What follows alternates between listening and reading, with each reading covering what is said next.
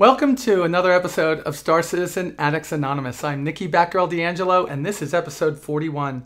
Today I'm going to talk about my impressions of GamesCom, well, the presentation that CIG made.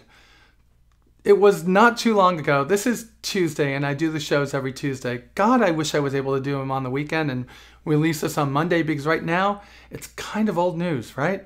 Well, not really, because they still haven't put the live stream up on their own YouTube, last I looked at least.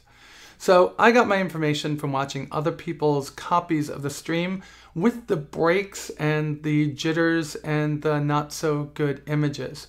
But we got a lot of footage from CIG in what you would call inside CIG segments, but these were just little bits and pieces. So Sandy got up on stage. She introduced Chris after saying a bunch of things in German and English to welcome everybody there. And then Chris got on stage and played this.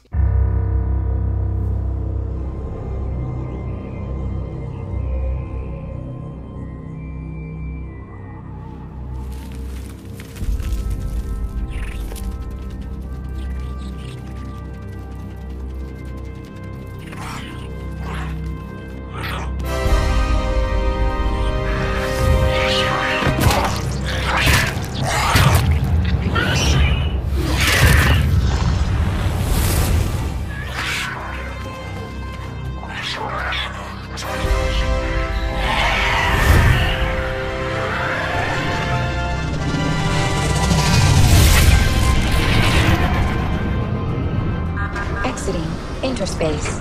Location unknown. Everyone okay? I'm fine, sir. Did we get it?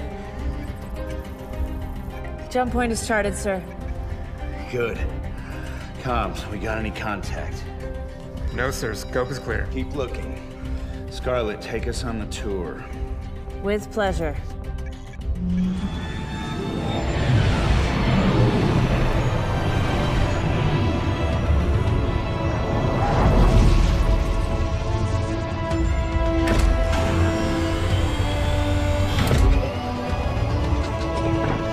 All yours, Doctor.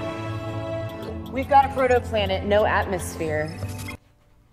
All right, another commercial and another release of the variants, commercial, and brochure of one of the original 5 ships. We're done now with the original 5. The Constellation variants got announced, and we kind of knew what they were about, but we didn't know exactly what each role of each different variant was until this weekend. Some people guessed amazingly correctly. Good job, I give you a thumbs up, and you could look at my last week's video to see who you are, because I don't remember. I'm sorry. But Phoenix is the limited edition, which is now not on sale anymore. They were selling about 5,000 units of it, and I think they sold probably close to that. There was a discrepancy in the number for a while because the upgrades weren't being taken away from the full purchases, but in the end I think they were close to about 5,000. So the Phoenix is the limited edition luxury ship that looks like it was decorated by Disco Lando. Oh my god, I bought one because I love it, because in the end you're going to be able to redecorate and move things around, but really the bed and the shower are not separated from everybody else.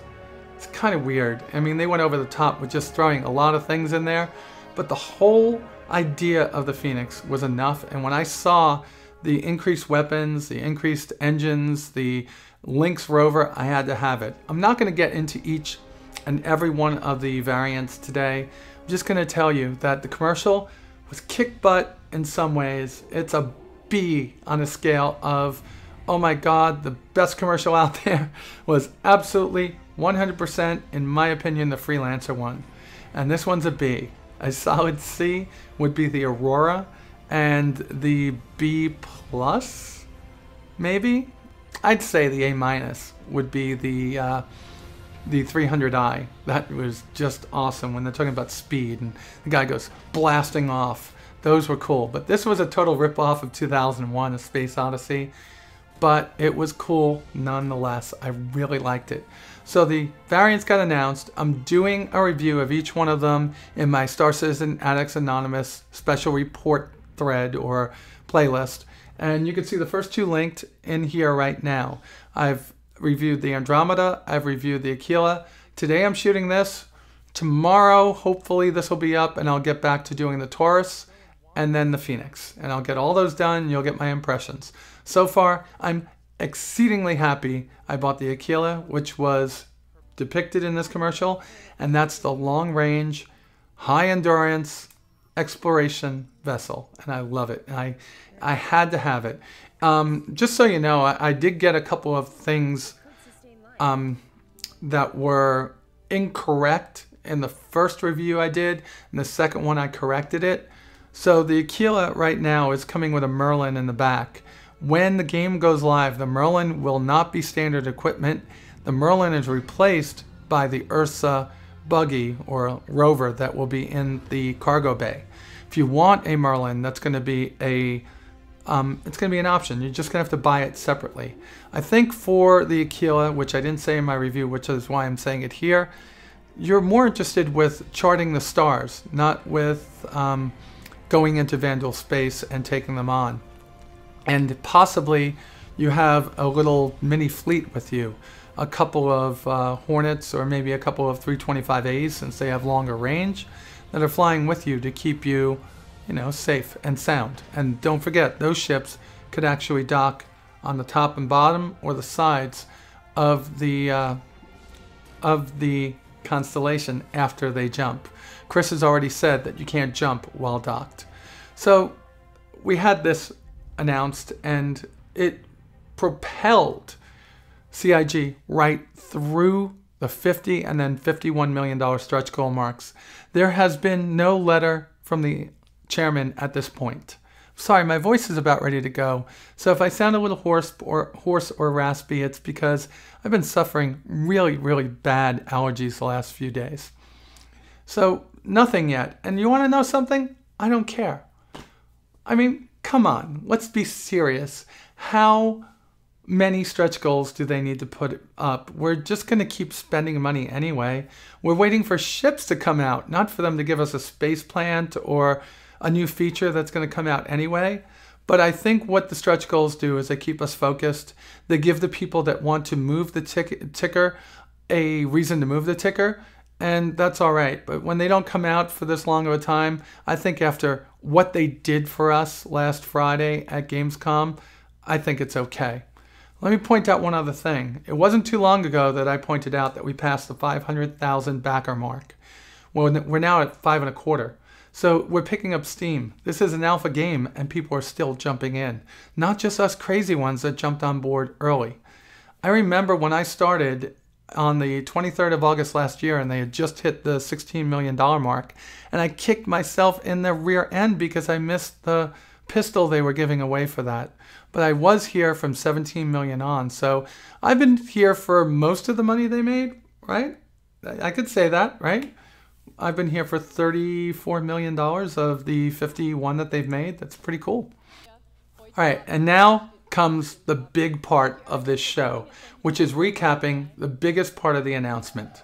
So we're going to take a pot, and we're going to take a lot of the announcements that they made and shove it in that pot, and then that pot is going to be a couple of different labels. One's going to be version 13, the other one's going to be version 0.9. What does that mean? Version 13 of the Hangar, version 0.9 of Arena Commander. So there's a lot coming our way. So the first piece I'm going to talk about is this. That's pretty cool.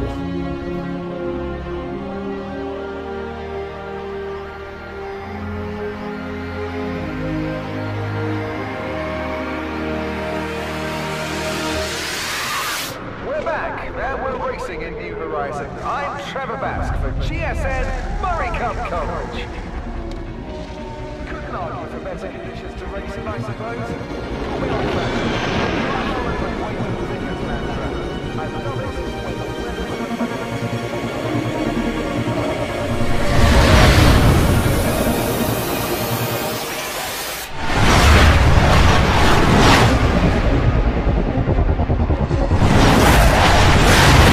All right, that's racing. I'm going to leave it looping over there, so it's going to play for a little bit. Racing intrigued me right from the beginning.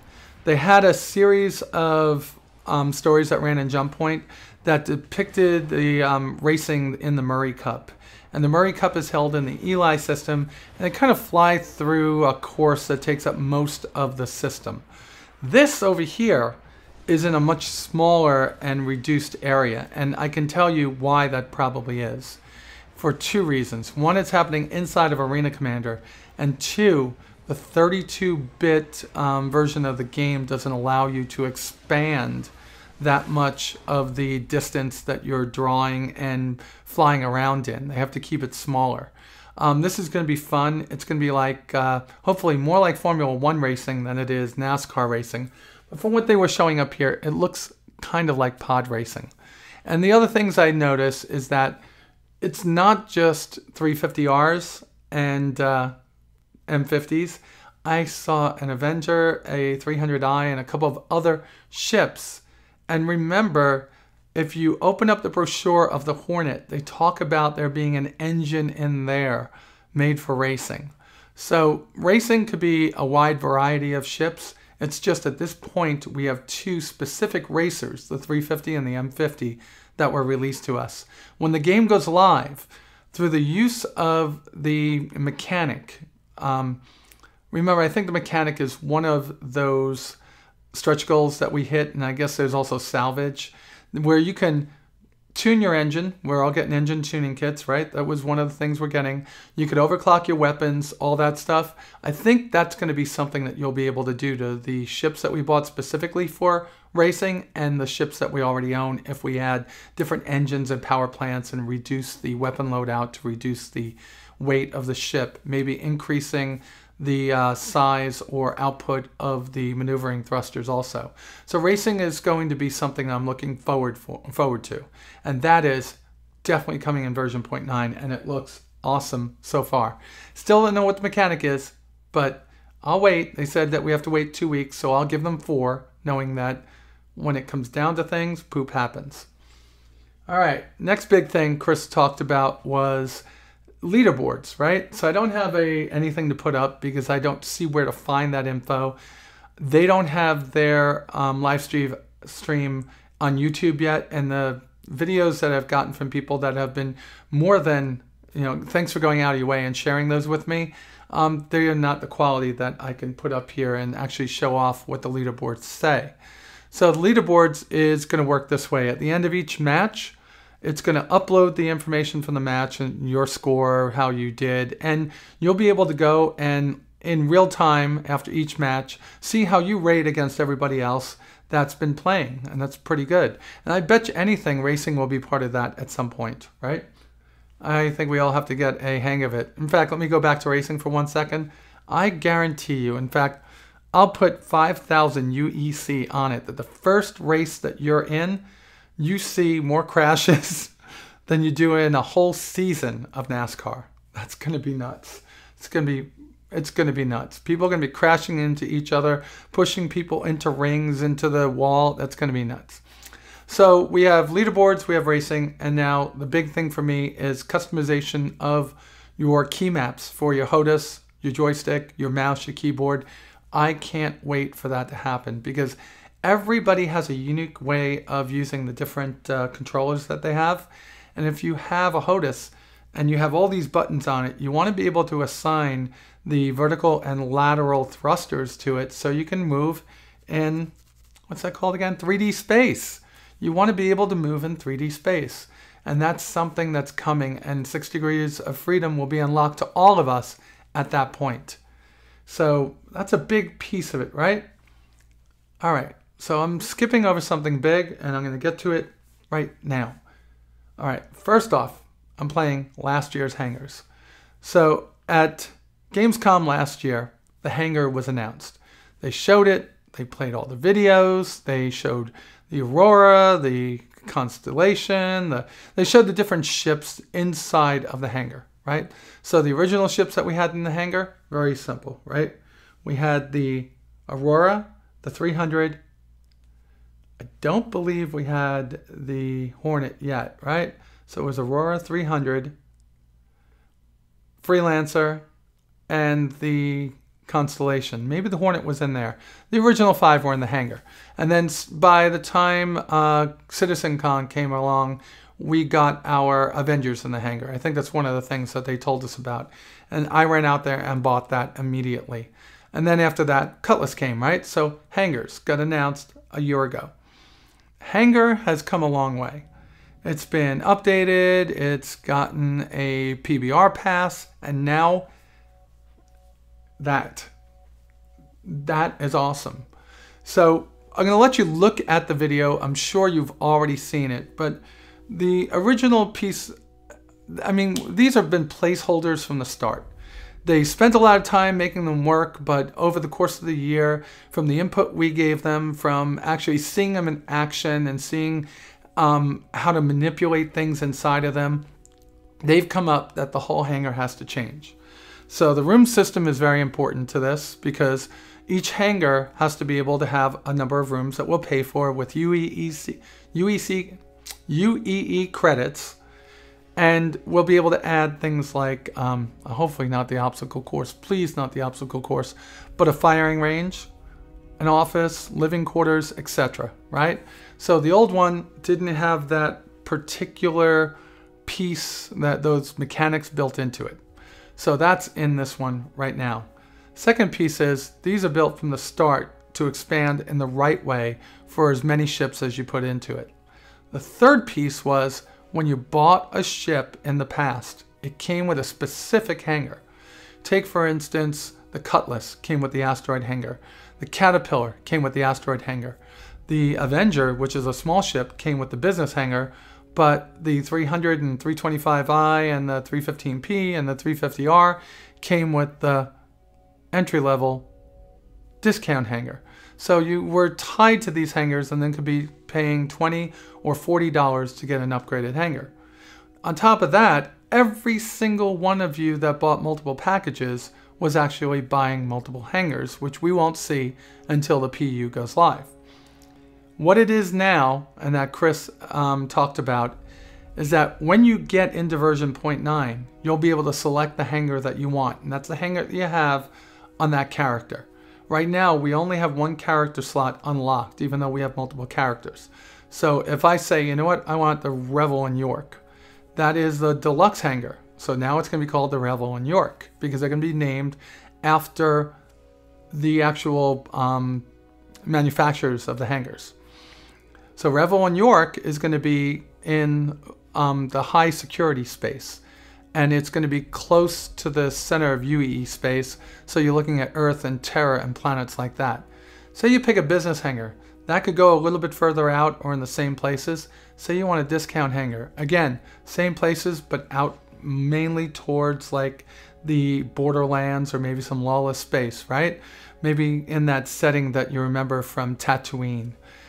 And then you have the asteroid hangar, which is going to be in lawless and the borderland areas and maybe in militia controlled areas. So these are things that we're going to be able to pick and have to live with, kind of, sort of, right off the bat. So in version 0.9, you're going to be able to pick which one of those hangars you have assigned to your ships. That's pretty cool. I like that. I'm not sure if there's going to be a credit upgrade from what you have now, but any ship could have any hangar. But the other piece of it is, every single one of them is just gorgeous. And I still am drawn towards two hangars, the discount and the business. But, you know, I've lived a deluxe life in Star Citizen right now, so I'm wondering if I'm going to wind up with the Revel in York hangar again. I don't know. We'll have to see in 2 or 3 weeks when version 0.9 comes out. There's a new game mode, or maybe new game modes, and I missed one, but one of the game modes is going to be the Vandal Swarm. Wait, didn't we already have that? Well, this one's going to be cooperative. You'll be able to go in there with 5 friends, no respawns, and you keep going as long as you're alive until the last man's dead, and that, I hope, is going to be as fun as it sounds. There's also going to be better in-game communication. I'm not sure if that includes voice. I still think TeamSpeak, Mumble, Skype, things like that are probably better. I've used in-game voice communication like in War Thunder, and it's never as good as just getting a TeamSpeak or a Mumble or a Ventrilo server. Those are probably your best bets. It's a lot going in version 0.9, don't you think? I mean, this is a huge release. And then they started talking about version 1.0. And here is a little bit about version 1.0. That playing behind me right there, that is multi-person, multiplayer ship combat, which means that's something that is actually not able to be done in the current Hangar. And I wonder if that means that they're implementing 64-bit in version 1. And that's supposed to be coming 6 or 8 weeks after the release of version 0.9. So this is coming at us kind of like a freight train right now. That Connie is kicking butt. And the way that that opened, that's why I wanted in on this game from the minute I learned that you could walk around the inside of the ships, man different stations, and while the ship is in combat and you're on a multiplayer ship, you could actually do things in other ways to help the ship. Damage control, science officer, weapons officer, it's all going to be there. And Aaron Roberts and the people at Foundry 42 are making those systems right now, and we're going to learn about them as soon as Squadron 42 goes live, which goes first. So this is something that I'm really looking forward to. So let me give you my impressions. I've been a backer for about a year. It'll be a year on the 23rd. Today is the 19th. So in 4 days, I've been a backer for a year. When I started down the road of deciding to be a backer, I questioned the ability for Cloud Imperium Games to deliver on what they were promising. I mean, they weren't even a viable game company before the Kickstarter.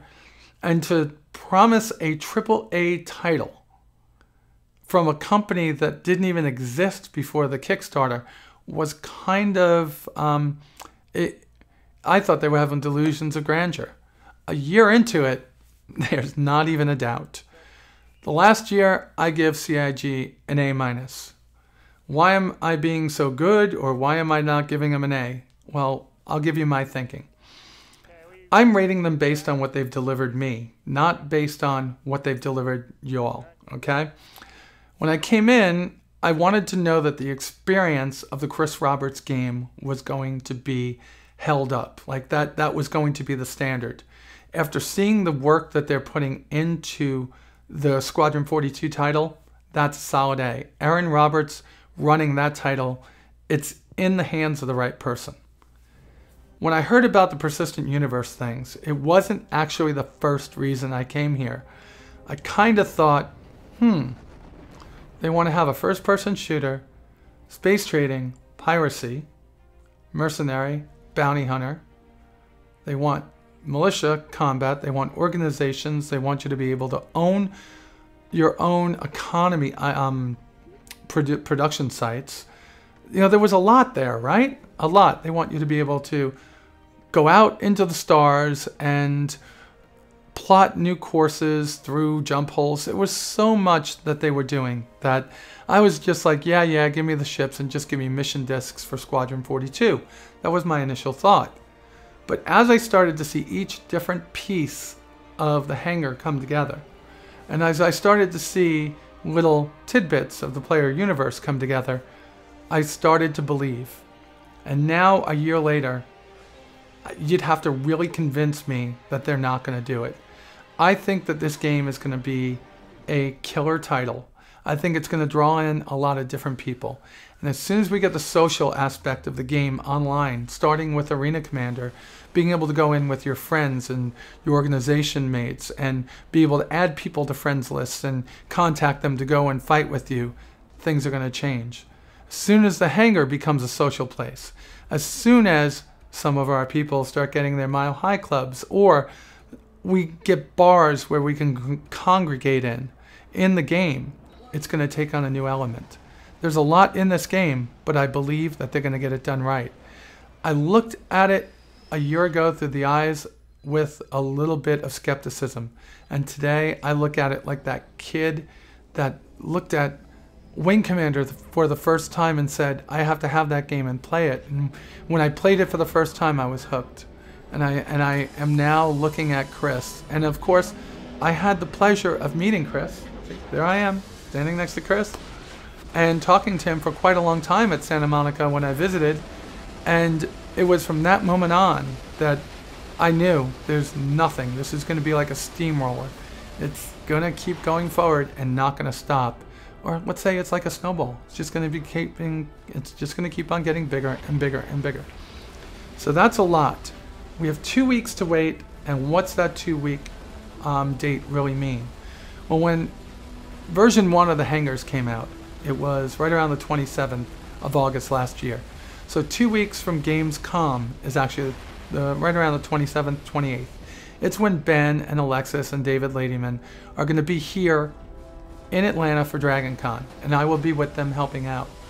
Just so you know, a heads up, I was talking to Ben before the show today, and he said that he might be having an Arena Commander tournament at Dragon Con. So if you're coming, make sure you leave a comment below, and I'll put you on a list. Actually, just whoever's coming to Dragon Con, send me a tweet, a direct message over at Star Citizen AA, okay? And I'll keep you informed if that actually does come into fruition. But that 1 year mark is when they were shooting for, and I don't think it's a hard date. It's a soft date because they still have to get the leaderboard done, and that's the one piece that could hold it up. All right, so now let's just get to the closing of the show. We are getting very, very, very, very close. Yes, all those varies again. Sorry if I annoy anybody the way I speak. We're getting very close to the 1,000 subscribers, and I want to talk about what happens beyond that. Okay, so 1,000 subscribers. Why is that big? It's because when we get to 1,000 and hold that for a few days, I'm giving away the Super Hornet. So what comes after that? I think what I'm going to do is I'm going to pick a ship package or work with Ben or whoever, or maybe my Patreons. Maybe if I get more Patreons, I could buy better packages. And I'm going to start giving away a ship for every 250 subscribers I get until I get to 5,000. Hangar Flare. I've been giving away Hangar Flare. And I tried it in and I tried it out of the show. And I think what I'm doing, every Friday at 3 o'clock, there's a Hangar Flare video that's going up, and I'm giving away something.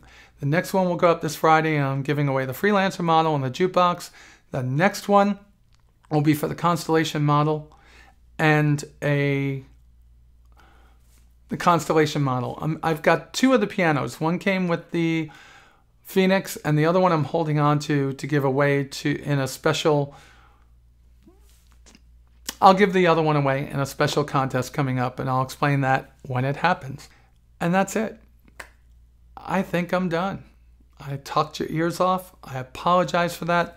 There's a lot of information. I'm sure I missed some. Believe me, I'll get back to it as time goes on. And with that said, you all be safe out there, and I'll talk to you soon. Bye.